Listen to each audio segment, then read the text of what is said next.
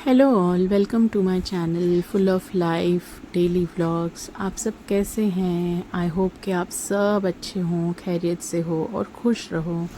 यहाँ हो गई है सुबह, प्लांट्स को पानी दिया। हफ्ते भर से जो बारिश नहीं हुई थी वो आज हो रही है। 1 वीक से तो बच्चों को छुट्टी था स्कूल, तो तभी बारिश नहीं हुई थी। इसी रीज़न से हुई थी कि छुट्टी के बारिश का मौसम बहुत ज़्यादा बहुत ज़्यादा बारिश हो रही है वडोदरा में, तो थोड़ा सा इधर उधर फ्लड जैसा माहौल हो गया था। तो बारिश जो है, आज स्कूल वापस से रिज्यूम हुआ है, तो आज बारिश हुई है। तो बच्चों को भेज रही हूँ रेडी कर कर। अजलान को भेज दिया अच्छे से। ये है ईजान की बारी, नीचे स्विंग में बैठकर वो खा रहा है पॉपकॉर्न। मैं यहाँ पर घर आकर फिर थोड़ा रेस्ट कर लेती हूँ या फिर योगा करती हूँ। फिर मैं अपना कावा बना ली। कावा बनाकर मैं कुछ इसको 9 o'clock के करीब पी रही हूँ। ये एवरीडे मैं ले रही हूँ। 1 वीक जब हो जाएगा पूरा तो मैं एक डिटॉक्स वाटर पीऊँगी, वो भी मैं आपसे शेयर करूँगी। 9 o'clock के करीब मैंने इसको पिया। फिर थोड़ी देर बैठी रही। फिर हस्बैंड के लिए नाश्ता तैयार किया, वो खाते हैं चने पराठा और अंडा और चाय, गुड़ की चाय। तो मैं उनके लिए वही बनाती हूँ। उनको बहुत पसंद है पराठा, तो वही बनाती हूँ। मैं पहले खाती थी पराठा, कभी कभी खा लेती हूँ। इतना मैं पराठा पसंद नहीं हूँ, मुझे ज़्यादा शौक़ नहीं है पराठे का, लेकिन उनको ये फेवरेट है तो वो रोज़ बनाना पड़ता है। लेकिन अब मैं डाइट में हूँ तो मैं पराठा बिल्कुल नहीं खाती। इसमें एक तो अंदर भी स्टफ़ होता है घी, बाहर भी घी, हैवी है, बहुत ज़्यादा ग्लूटेन है, तो स्किप करती हूँ। 11:30 के पहले 11 o'clock के करीब मैं यहाँ पर अपने लिए उपमा बना रही हूँ। ये मैं सेमोलिना सूजी रवा जो आप कहते हो उसको, मैं इसको यहाँ पर थोड़ा सा ऐसा रोस्ट कर लेती हूँ फ्राई पैन में। फिर उसी में मैंने थोड़ा प्याज लिया, ज़ीरा लिया, राई लिया और ऑनियन लिया। फिर उसको थोड़ा सा रोस्ट कर लिया। फिर टोमेटोज़ और चिलीज़ डाल दी। टोमेटो मुझे ज़्यादा पसंद है तो मैंने बड़ा टोमेटो ले लिया था। इसमें आप मटर डाल सकते हैं, गाजर डाल सकते हैं, बीन्स डाल सकते हैं। उपमा बहुत हेल्दी ऑप्शन है। अगर आप ब्रेकफास्ट में सोच रहे हो क्या खाएं, ब्रेड है या पराठे का ऑप्शन नहीं करना है, तो ये बहुत अच्छा ऑप्शन है आपके लिए उपमा। और ये बहुत हेल्दी भी है और बहुत टेस्टी भी लगता है। बहुत से लोगों को ये पसंद नहीं आता, पता नहीं क्यों। मुझे और मेरे पापा का तो ये फेवरेट था और है भी। तो इसमें यहाँ पर टमाटो जब थोड़ा सा नरम हो जाए ना, तो पानी डाल देना है और सॉल्ट डाल देना है।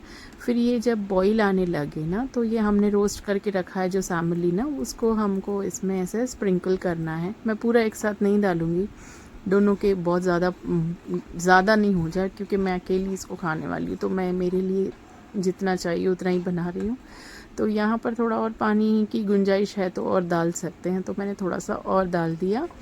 फिर मैं इसको थोड़ा सा मिलाकर लिड क्लोज़ कर दूँगी, तो वो उसके स्टीम में कुक हो जाता है और ये बहुत टेस्टी लगता है। इसको कल के रह गए कोई सालन में या फिर चटनी में खाने में बहुत अच्छा लगता है। हमको तो बहुत पसंद है, मेरी मम्मा बनाते थे बहुत अच्छा, और ये हमको बचपन से ही आदत दी है तो हम खाते हैं।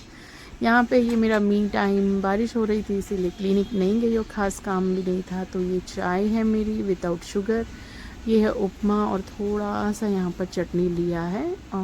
वो रेडीमेड चटनी है, कभी कभी मैं बना भी लेती हूँ, टमाटो का शेज़वान चटनी है ये। तो यहाँ पर बहुत ज़्यादा गर्म था तो आराम से अपना मैं इसको एंजॉय कर रही थी। इतने टाइम में कोई घर नहीं होता है, सिर्फ मैं रहती हूँ और मेरे प्लांट्स रहते हैं तो मैं आराम से अपना टाइम गुजारती हूँ, जो मुझे अच्छा लगता है वो मैं करती हूँ। उपमा के साथ ना बहुत सारी यादें हैं मेरी। लाइक मेरे पापा को बहुत पसंद था ना, तो मम्मा ये बनाते थे तो हम तीनों बहनें बहुत शौक़ से खाते थे। छोटी 2 बहनों को इतना ख़ास पसंद नहीं, मुझे और मेरे पापा को पसंद है। तो वो लोग हैं ना, मेरी दोनों बहनें इस पे ना शुगर स्प्रिंकल करके खाते थे, और मैं और पापा इसको चटनी में या फिर कोई सालन में खाते थे। तो पापा है ना, इसको ऐसे हाथ में ऐसा बड़ा सा लुकमा बनाकर, लुकमा मतलब निवाला बाइट, बड़ा सा ऐसे बनाकर उसको ऐसे चटनी में लगाकर या सालन में लगाकर हमारे मुंह में खिलाते थे। वो भी क्या यादें थी। और वो स्वाद भी बहुत ज़्यादा अच्छा था। तो यहाँ मैं दोपहर में बनाने लगी हूँ भरे हुए करेले। आई होप मैं बराबर से प्रोनाउंस कर रही हूँ। स्टफ्ड करेले, आई विल से स्टफ्ड करेले। हाँ, तो ये करेले मैं बना रही हूँ। करेला मुझे बहुत ज़्यादा पसंद है, बीटरूट के बाद करेला ही ऐसा वेजिटेबल जो मुझे बहुत ज़्यादा पसंद है। बचपन से ही मम्मा ने सब वेजिटेबल्स की हैबिट रखी है। कुछ कुछ वेजिटेबल मुंबई में नहीं देखा, वो वडोदरा आके देख लिया। हाँ, भिंडी पसंद नहीं है मुझे। करेला तो पसंद है। करेले को इस तरह से मैं ना जुगाड़ से स्टीम कर रही हूँ। इडली के टोप में भी रख सकते हैं स्टीम करने के लिए, बट मैंने ये ऑप्शन चुना। फिर यहाँ पर मैं तवे पे थोड़े से पीनट्स, सेंग दाने, ये इसको रोस्ट करके ले रही हूँ। इसको कहीं कहीं कच्चा बादाम भी बोलते हैं।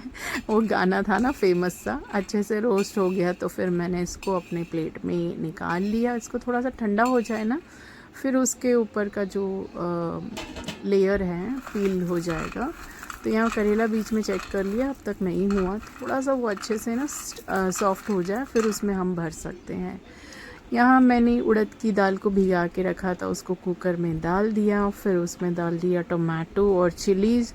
ये उड़द की दाल भी मेरे हस्बैंड को बहुत पसंद है, तो वो उन्होंने कह के गए थे मेरे लिए आज बहुत सिंपल से खाना रखना।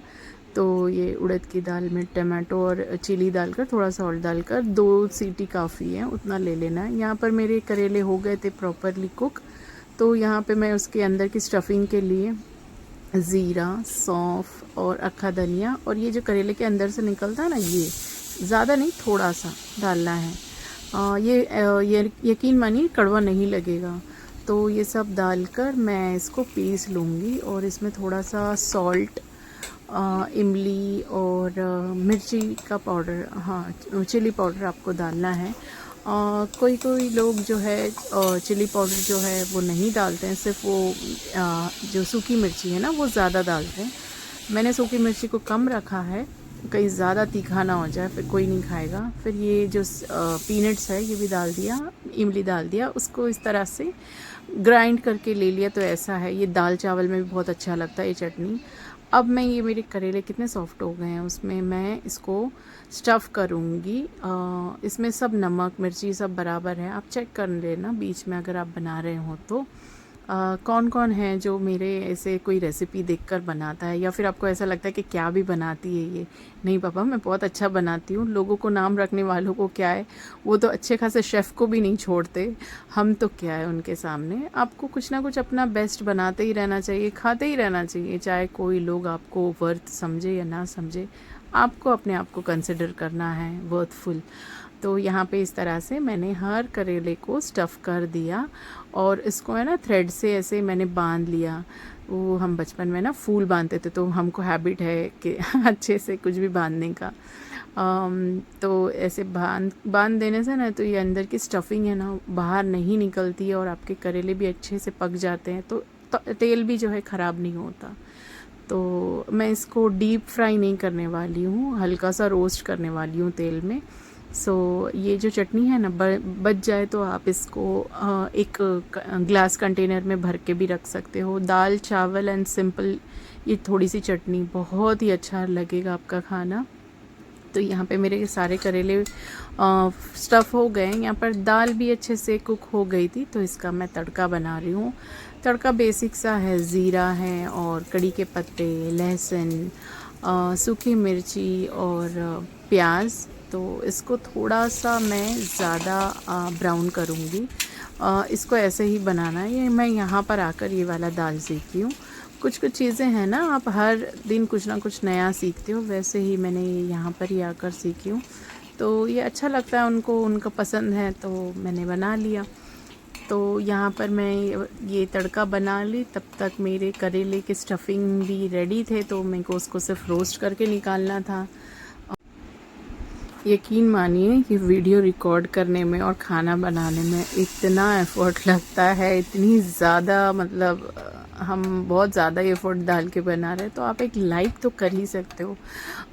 तो आपको अच्छा लगता हो तो ज़रूर से लाइक कीजिए। किसी के एफ़र्ट को ना आपको हमेशा अप्रिशिएट करना चाहिए। फिर ये दाल हो गया रेडी। यहाँ पर मैंने ऑयल को गरम कर लिया, बहुत थोड़ा सा ऑयल लिया था, ये भी बच ही जाएगा। तो यहाँ पर इस तरह से मैं इसको हल्का सा रोस्ट करके निकाल रही हूँ, ज़्यादा डीप फ्राई नहीं करूँगी। तो यहाँ पर इस तरह से सबको प्लेट कर दिए एक ही साथ। ये और 250 ग्राम कुछ करेले हैं, तो इतना मेरे को 2 दिन चलेगा। ये बच जाए ना तो आपको इसको कंटेनर में करके फ्रिज में रख दो, नेक्स्ट डे दाल चावल बना लो और एक करेला ले लो, तो बहुत अच्छा लगता है। मैं तो सूखी रोटी में ये करेला रख कर खा लेती हूँ, मुझे बहुत अच्छा लगता है। बनाने का तरीका मतलब कैसा भी हो, करेला कितना कड़वा भी लगता हो, हमको अच्छा लगता है। एक तो ये हेल्दी है और दूसरा इसका स्वाद सब सब्ज़ी से सब थोड़ा सा अलग है ना, कड़वा है लेकिन फिर भी कितना अच्छा है। वैसे इंसान भी होते हैं, कड़वे होते हैं लेकिन मन के अच्छे होते हैं। होपफुली समझ गए होंगे। हाँ, तो फिर यहाँ पर मैंने राइस भी बना लिया, यहाँ आटा लगा दिया, थोड़ा सा आज नमक कम डाला है कल से, ग्रेजुअली इसको मैं कम कर दूँगी। और फिर पानी डालकर अच्छे से आटा लगा दिया। मैं मल्टीग्रेन आटे का ऑप्शन सोच रही हूँ, ये वाला आटा ख़त्म हो जाए तो मैं नेक्स्ट मल्टीग्रेन आटा से रोटी बनाया करूँगी। आटा भी रेडी है, रोटी बनाना था बहुत ज़्यादा कम। पता है ये रोटी के चक्कर में तो मेरी ज़िंदगी बहुत बुरी हो गई थी कुछ वक्त पहले। मुझे रोटी बनाना नहीं आता था, ये मैं धीरे धीरे सीखी हूँ। आज बहुत अच्छा रोटी बनाती हूँ, देखो कितनी प्यारी सी नन्ही नन्ही सी रोटी बना लेती हूँ। इंसान है ना, सीखता है, रोज़ कुछ सीखता है, उसको हमेशा से सीखा हुआ ही आपको फुल फ्लेज कोई नहीं मिलता। वो ये मेरा थाली तैयार है, मैं पता नहीं क्या क्या कह रही हूँ आपसे। थाली तैयार है, ये भी हस्बैंड के लिए भी बनाया है, मेरे लिए भी वही। यहाँ बाहर मैं देख रही थी, औरत जो है ना सुबह से वहाँ पड़ी है, बहुत बीमार है। उनके हस्बैंड को मैंने बुलाया, खाना दे दिया। और यहाँ पर बुर्का था, वो औरत के कपड़े ना कहीं कहीं से फटे थे, तो ये बुर्का था, नया ही था समझो, पहले का रखा हुआ था, तो वो मैंने दे दिया। बच्चों के कपड़े थे, हस्बैंड के कुछ शर्ट्स थे। मैं वो जो भाई साहब आए थे ना, उनका कुर्ता पजामा था पहनने का, लेकिन वो मेरे पास नहीं था, तो मैंने काफ़ी ढूंढ ढूंढ कर फिर निकल गया। किसी के नसीब का होता है ना, उसको कैसे भी मिल ही जाता है। तो ये कुर्ता पजामा मिल गया, वो पहन ले। कहीं वो यूपी से आए हैं, कहीं बाढ़ आ गया, उनका घर ख़राब हो गया है और उनकी वाइफ की तबीयत है ख़राब, तो इसीलिए वो यहाँ पर इलाज के लिए आए हैं, तो ये मैंने उनको दे दिया। किसी किसी के लिए लाइफ बहुत डिफ़िकल्ट, बहुत स्ट्रगलिंग होती है, बट इंसान उसमें से रास्ता ढूंढ ही लेता है, और ये भी ढूंढ लेंगे। यहाँ पर मैंने इवनिंग में लिया यूजुअली कॉफ़ी वही, और फिर थोड़े नाचोस।